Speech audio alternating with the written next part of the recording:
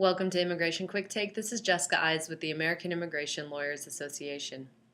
Last night, the Senate Judiciary Committee not only completed Title III of the markup for S-744, but they began addressing the most controversial of the titles, Title II, which deals with the pathway to citizenship for those undocumented immigrants in the United States, among other issues.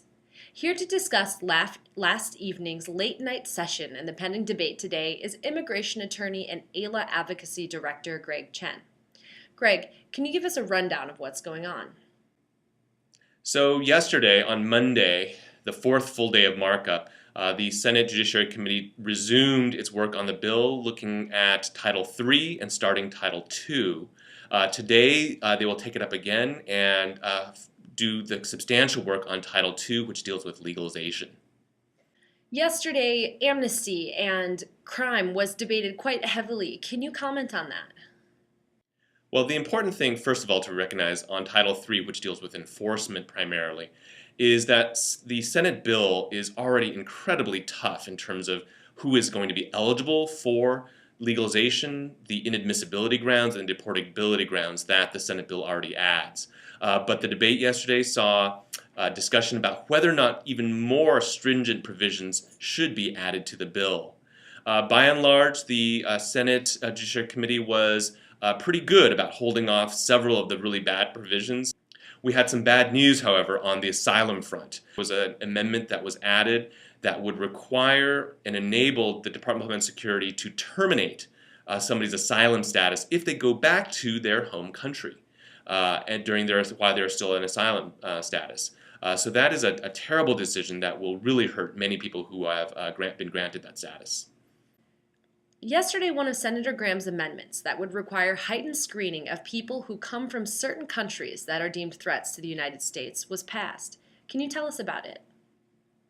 Yes, well, this is an amendment introduced by Senator Graham that did pass, and it's for the RPI legalization screening process, and basically it's going to require heightened screening for people who come from certain countries that are deemed threats to the United States.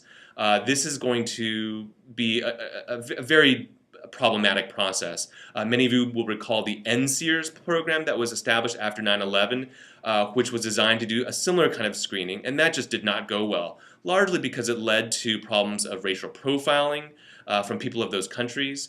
And some of the questioning during yesterday's markup by some of the senators, particularly Senator Durbin, pointed out that the choice of those countries is going to be very difficult. Countries like Russia, many other countries that are our partners, strategic partners, could be deemed to be countries from which people might be threats. That would pose major problems to be having disproportionate screening of people, all the people from those countries, for the legalization process.